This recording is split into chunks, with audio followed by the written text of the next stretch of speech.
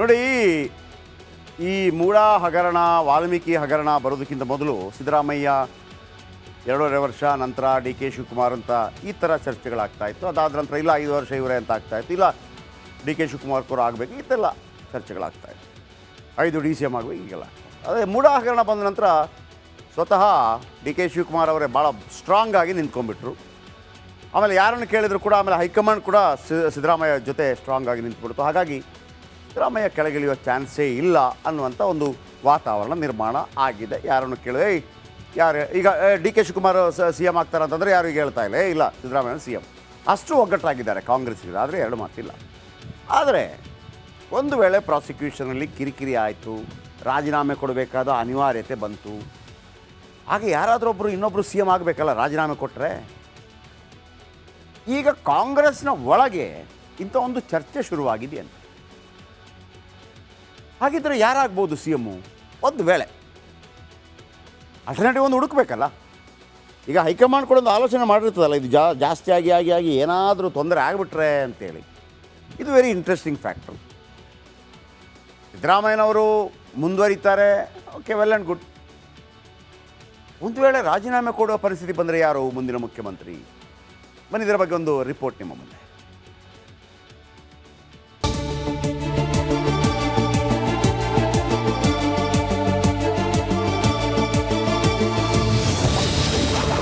ಸಿದ್ದು ಬೆನ್ನಿಗೆ ನಿಂತವರಿಗೆ CM ಕುರ್ಚಿ ಕನಸು. ಟಗರು ಪಟ್ಟ ಬಿಟ್ರೆ ಟವಲ್ ಹಾಕಲು ಸರ್ಕಸ್.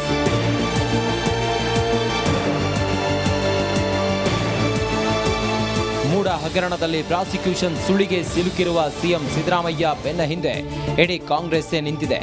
ಅದರಲ್ಲೂ DCM DK ಶಿವಕುಮಾರ್ ಅಂತೂ ನಾನೇ ಬಂಡೆ, ನಾನೇ ಬಲ ಅಂತ ಹೇಳ್ತಿದ್ದಾರೆ. ವಿಜೇಂದ್ರ, ಅಶೋಕ, ನಿನಗೆ ರಾಜೀನಾಮೆ ಬೇಕಾ? ಕಲ್ಲು ಬಂಡೆ ಅಂತ ಹೇಳಿ ಮಾಧ್ಯಮದವ್ರು ಹೇಳಿದ್ರು. ಕಲ್ಲು ಪ್ರಕೃತಿ, ಕಡದರೆ ಆಕೃತಿ, ಪೋಷಿಸಿದ ಸಂಸ್ಕೃತಿ. ಈ ಬಂಡೆ ಸಿದ್ದರಾಮಯ್ಯನ ಜೊತೆ ಇದೆ. ಈ ಮಾತನ್ನ ಈ ಸಂದರ್ಭದಲ್ಲಿ ಹೇಳಲಿಕ್ಕೆ ನಾನು ಬಯಸ್ತಾ ಇದ್ದೇನೆ. DK ಶಿವಕುಮಾರ್, ಪರಮೇಶ್ವರ್, ಹರಿಪ್ರಸಾದ್, ಸತೀಶ್ ಜಾರಕಿಹೊಳಿ, MB ಪಾಟೀಲ್, ಮಲ್ಲಿಕಾರ್ಜುನ ಖರ್ಗೆ, ಹೀಗೆ ಎಲ್ಲ ಕೈ ನಾಯಕರು ಸಿದ್ದು ಜೊತೆಗಿದ್ದಾರೆ. ಆದರೆ ಮನುಷ್ಯನಿಗೆ ಆಸೆ ಇರಲ್ವೇನ್ರಿ? ನಾಯಕರ ಬೆಂಬಲದ ಹಿಂದೆ ಮಾತ್ರ ಬೇರೆಯದ್ದೇ ಲೆಕ್ಕಾಚಾರ ನಡೆಯುತ್ತಿದೆ. ನಾಯಕತ್ವ ಬದಲಾವಣೆ ಸಂದರ್ಭ ಸೃಷ್ಟಿಯಾದರೆ CM ಸ್ಥಾನಕ್ಕೇರಲು ಆಕಾಂಕ್ಷಿಗಳು ಹೊಸ ಶರ್ಟು ಪ್ಯಾಂಟು ಹೊಲಿಸುತ್ತಿದ್ದಾರಂತೆ.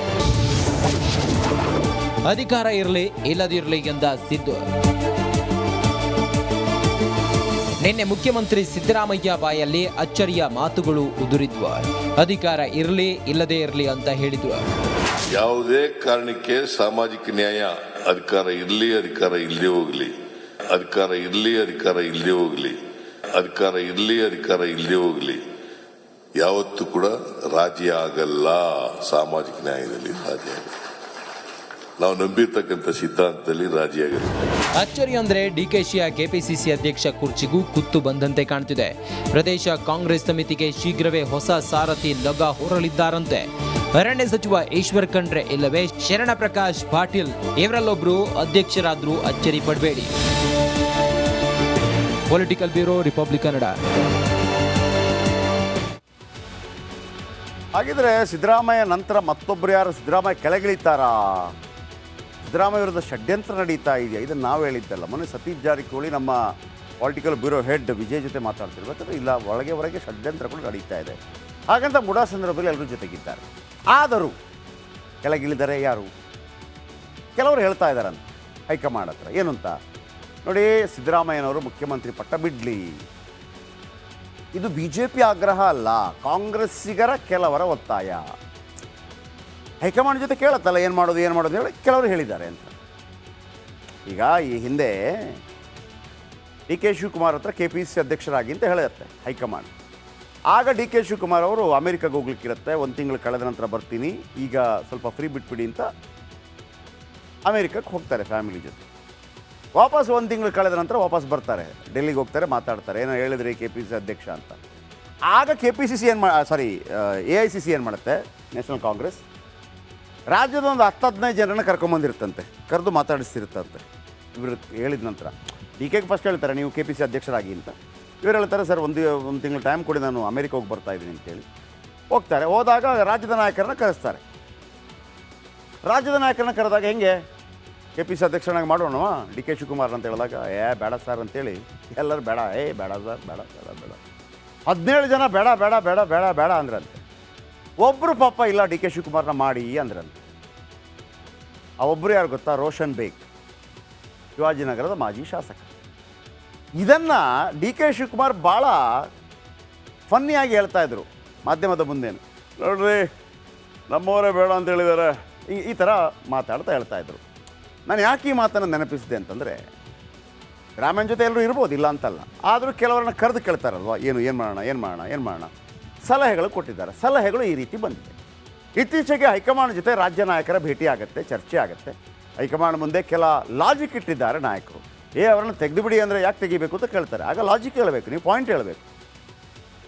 ಆಗ ಕೆಲವು ನಾಯಕರು ಹೇಳಿದ್ರು, ನೋಡಿ ಸ್ವಾಮಿ 2013ರಲ್ಲಿ ಬರೋಬ್ಬರಿ 122 ಸ್ಥಾನ ಗೆದ್ದಿತ್ತು ಕೈಪಡೆ, ನಾವು 122 ಸ್ಥಾನ ಗೆದ್ದಿದ್ದು. ಯಾವುದೇ ತೊಂದರೆ ಇಲ್ಲದೆ 2013ರಿಂದ 2018 ತನಕ ಸಿದ್ದರಾಮಯ್ಯನವರು ಮುಖ್ಯಮಂತ್ರಿ ಆಗಿದ್ದರು. ಯಾರ್ದು ಇದಿರಲಿಲ್ಲ. ಸಂಪೂರ್ಣ 5 ವರ್ಷ ಉತ್ತಮ ಆಡಳಿತ ನೀಡಿದ್ರು. ಅರಸು ನಂತರ 5 ವರ್ಷ ನೀಡಿದ್ದವರೇ. ಆಮೇಲೆ ಸಿದ್ದರಾಮಯ್ಯ ಕಾಲದಲ್ಲಿ ಪಕ್ಷದ ಒಳಗೆ ಪ್ರಾಬ್ಲಮ್ ಇರಲಿಲ್ಲ, ಹೇಳಿಕೊಳ್ಳುವಂಥ ಹಗರಣ ಇರಲಿಲ್ಲ. 2018ರ ಚುನಾವಣೆ ಬಂತು. ಇದೇ ಸಿದ್ದರಾಮಯ್ಯನವರ ನೇತೃತ್ವದಲ್ಲಿ ನಾವು ಚುನಾವಣೆಗೆ ಹೋದ್ವಿ. ಬಂದಿದ್ದೆಷ್ಟು? 80. ಆಗ ಡಿ ಕೆನೂ ಇರಲಿಲ್ಲ, ಮತ್ತೊಬ್ಬರು ಇರಲಿಲ್ಲ. ಸಿದ್ದರಾಮಯ್ಯನವರ ನೇತೃತ್ವದಲ್ಲಿ ಮುಖ್ಯಮಂತ್ರಿ ನೇತೃತ್ವ ಬಂದಿದ್ದೆಷ್ಟು? 80. ಆಗಲೇ ಅಷ್ಟೊಳ್ಳೆ ಆಡಳಿತ ನೀಡಿನೇ ನುಡಿದಂತೆ ನಡೆದಿದ್ದೇವೆ ಅಂತ ಹೇಳಿದ ನಂತರ ಕೂಡ 80 ಬಂದಿದ್ದು. ಇದು ರಾಜ್ಯ ನಾಯಕರು ಹೈಕಮಾಂಡ್ಗೆ ಹೇಳೋದು. ಆಮೇಲೆ ಈ ಬಾರಿಯ ಸರ್ಕಾರದಲ್ಲಿ 1 ವರ್ಷದಲ್ಲಿ ಯಾವುದೂ ಸರಿ ಇಲ್ಲ ಸರ್. ಮುಡಾ ಹಗರಣ ಬಂತು, ವಾಲ್ಮೀಕಿ ಹಗರಣ ಬಂತು, ರಾಜೀನಾಮೆ ಕೊಟ್ಟರು, ಕಿರಿಕಿರಿ ಆಗ್ತಾ ಇದೆ. 2 ಪ್ರಕರಣದಲ್ಲಿ CM ಅವರ ಹೆಸರೇ ಕೇಳಿ ಬರ್ತಾ ಇದೆ. ಆದ್ದರಿಂದ ಸಿದ್ದರಾಮಯ್ಯನವರನ್ನ ಕೆಳಗಿಳಿಸೋದು ಒಳ್ಳೆಯದು ಅಂತೇಳಿ ಕೆಲವು ಕೈ ನಾಯಕರು ಹೇಳಿದ್ರಂತೆ ಹೈಕಮಾಂಡ್. ಆಮೇಲೆ ಸಜೆಷನ್ ಕೊಟ್ಟರು, ಏನು ಚುನಾವಣೆಗೆ ಇನ್ನೂ 3.5 ವರ್ಷ ಬಾಕಿ ಇದೆ. ಈಗ ಡ್ಯಾಮೇಜ್ ಆಗಿದೆ ಪಾರ್ಟಿಗೆ, ಡ್ಯಾಮೇಜ್ ಅಂತೂ ಆಗಿದೆ, ಅದರಲ್ಲಿ 2 ಮಾತಿಲ್ಲ. ಸಿದ್ದರಾಮಯ್ಯ ಅವರನ್ನ ಕೆಳಗಿಳಿಸಿದರೆ ಡ್ಯಾಮೇಜ್ ಕಂಟ್ರೋಲ್ ಮಾಡ್ಬೋದು. ಹಾಗಾಗಿ ಸಿದ್ದರಾಮಯ್ಯನವರನ್ನ ಕೆಳಗಿಳಿಸೋದಕ್ಕೆ ಕೆಲವರು ಪಟ್ಟಿ ಕೊಟ್ಟಿದ್ದಾರೆ, ಕೆಲವರು ಇಳಿಸಲೇಬೇಡಿ ಅಂತ ಹೇಳಿದ್ದಾರೆ. ಆಮೇಲೆ ಯಾರನ್ರಿ ಮಾಡೋದು ಅಂತಂದರೆ, ನಮ್ಮವ್ರನ್ನ ಮಾಡಿ ಸರ್, ಇವರನ್ನು ಮಾಡಿ ಸರ್, ಅವರನ್ನು ಮಾಡಿ ಸರ್, ಒಂದು ಡಜನ್ ಲೆಕ್ಕ ಆಗುತ್ತೆ. ಬರೋ CMಗಳ ಪರ ಮಾತಾಡ್ತಾ ಇದ್ದಾರಂತೆ ರಾಹುಲ್.